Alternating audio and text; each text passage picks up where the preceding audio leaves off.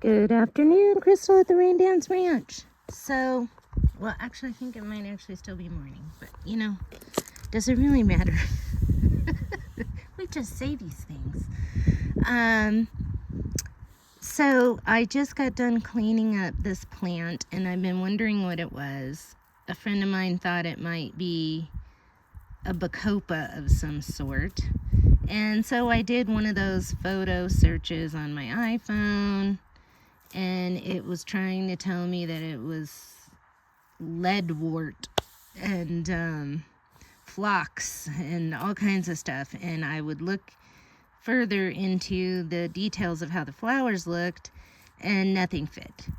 And then finally, I found something that looked like that looked like this, and it was called a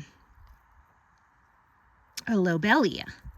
And so I have finally, it's lobelia, arenum or something like that with an E. But this is a type of lobelia, and it has serious stems that could be like cut flower stems if you wanted them to be. I mean, I don't know if this could be a good cut flower plant, but it is a type of lobelia.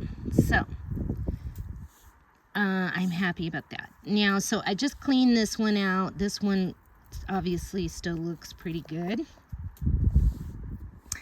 And also I found some seeds for these black and white petunias. Now, if you look closely, they're like more like a dark purple, but they look very black and white. I just love them. This is my next favorite thing next to those purple veined petunias, and I am going to try to save these petunias in case I can't ever get them to grow myself. So these are I'm trying to overwinter them, because I know all this stuff should grow in Phoenix over the winter. So if stuff grows in Phoenix over the winter, if you live in a cold climate, that's a good sign that stuff could be overwintered here in this colder climate that I'm in, with snow and freezing and all that. But yeah, so I finally got these cleaned out. I had already did a little cleaning on these, but just very little. This one was the one that was looking super sad, and I just gave it a major haircut and just tried to get all the brown dead stuff out. Like, that could still come out, and hopefully they will bounce back. And now that I know that these are lobelias, I'm not real concerned.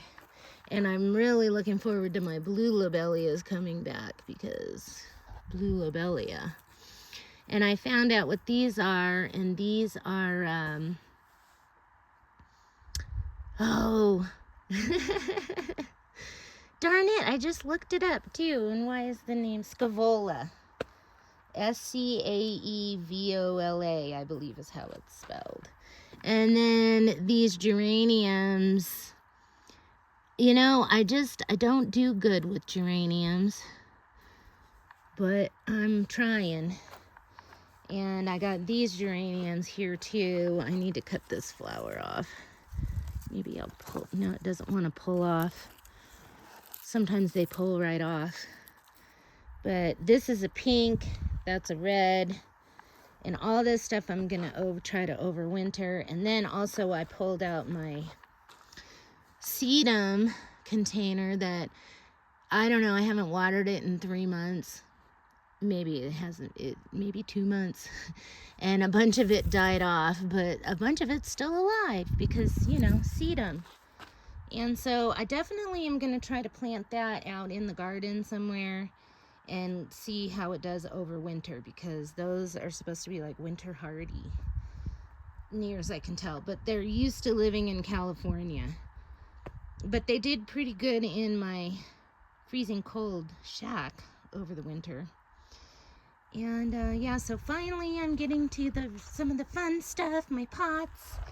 And just for FYI, the only reason I have all these pots in this this pot, that pot, that pot, and that pot is because they were $2 at Tractor Supply. I went in one day looking for I don't know what, and lo and behold, everything was dying, and they're like $2 for everything, and I filled up my cart, and I kind of wish I'd bought 2 more.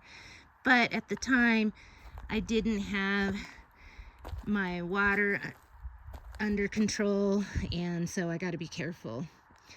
So today I got some more of this pathway cleaned out. I cut down all the grasses, and I think I'm going to get a shovel tonight. Well, actually, I'm going to water all these grasses, and then I'm going to get the shovel, and I'm going to uproot them. And I might actually try to put them in pots and just see how they do. But I took the grasses that I cut down, and I made a pile right there. I'm going to spread that around. So I made mulch.